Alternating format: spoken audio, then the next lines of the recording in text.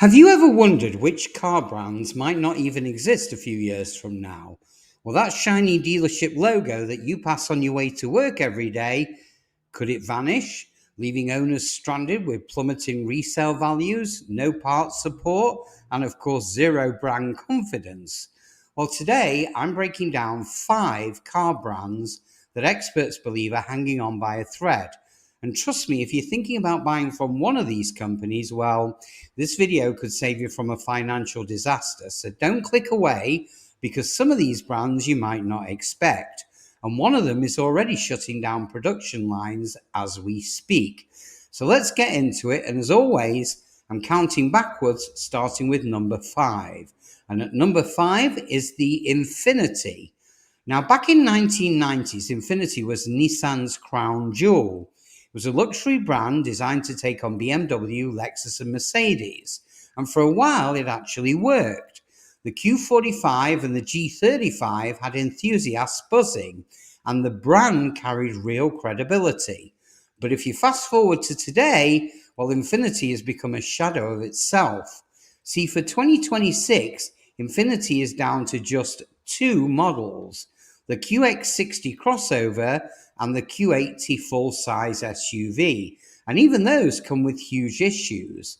The QX80 is outrageously expensive for what it offers, while the QX60, well, it just swapped its bulletproof V6 engine for a problematic 2-litre VC turbo. Now, that motor has already faced bearing recalls and reliability concerns that terrify long-term owners. And if you add to that Nissan's own financial instability, well, the picture just gets even darker.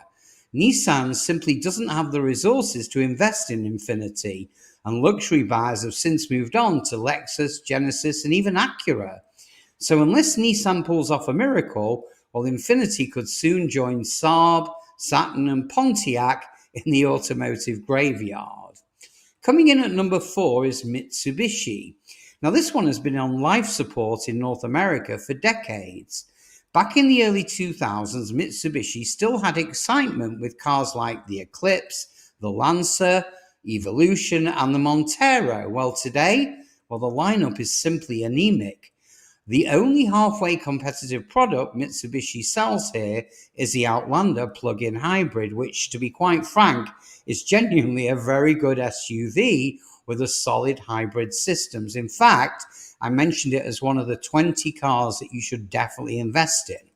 But one decent model isn't enough to sustain an entire brand, and the rest of the lineup feels outdated, uninspired, and, to be frank, downright uncompetitive.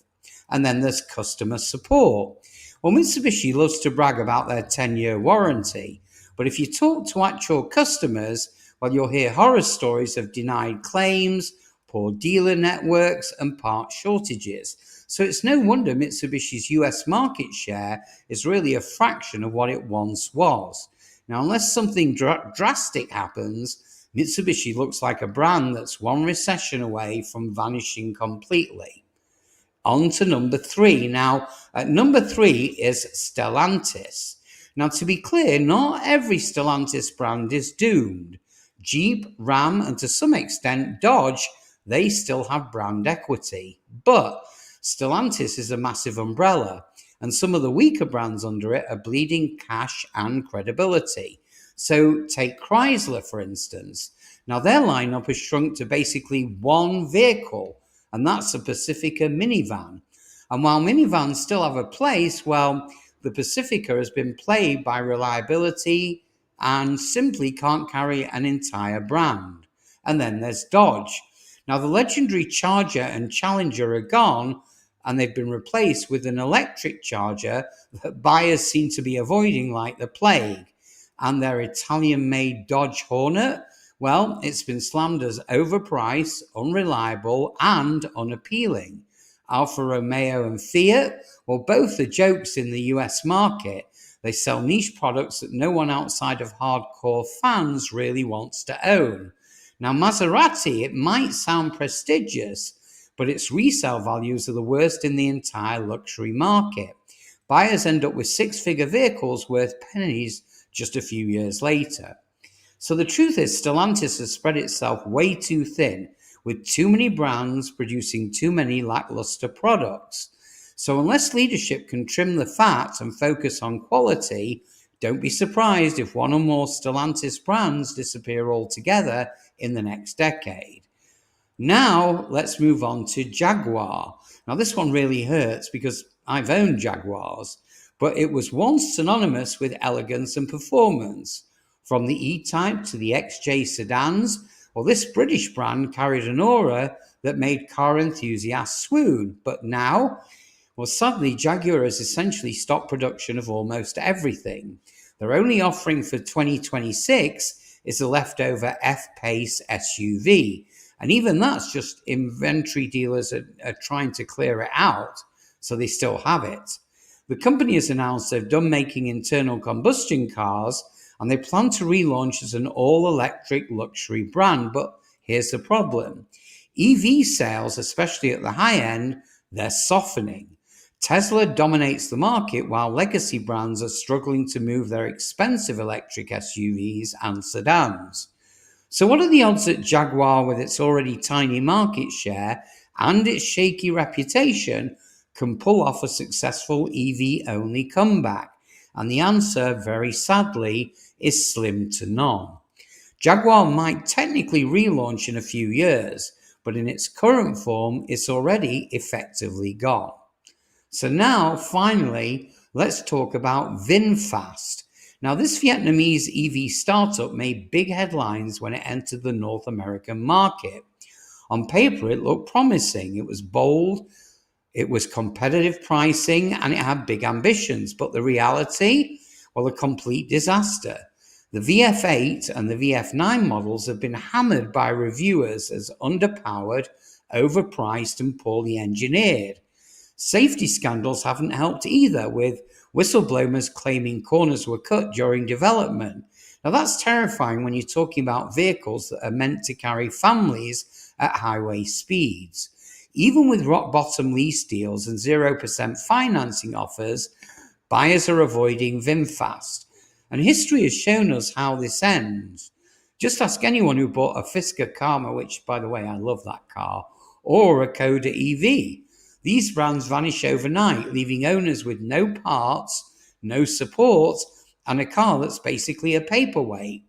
So unless something changes dramatically, VinFast looks destined for the same fate. So what do all these brands have in common? Poor product lineups, financial instability, and, most important of all, eroding customer trust. Meanwhile, brands like Toyota, Honda, Hyundai, and even Kia, they're all thriving because they consistently deliver value, reliability, and great customer support. Consumers today are smarter than ever. With vehicle prices sky high and the cost of ownership only climbing, well, let's face it, no one wants to gamble on a car brand that might not be around to honor the warranties or provide parts in 5 years. And that's why dependable brands are pulling ahead, while these 5 I just mentioned lag further behind.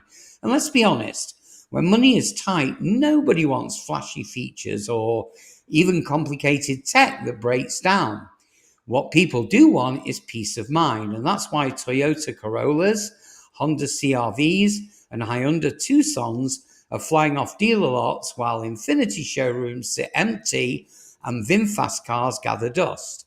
In the end, the automotive industry is brutal, as we all know. Consumers vote with their wallets, and once trust is broken, well, it's nearly impossible to win it back.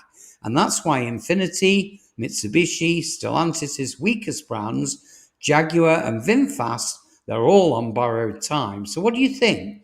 Which of these 5 brands do you believe is closest to collapse? And did we miss any brands that you think are in trouble? Do me a favor and drop your thoughts in the comments. I'd love to hear your predictions. And if you found this breakdown helpful, as always, make sure to hit that like button, subscribe, and turn on notifications, because the automotive world is changing fast, and you don't want to be caught driving a brand that disappears tomorrow. As always, guys, thanks for watching, and I'll see you guys on the next one.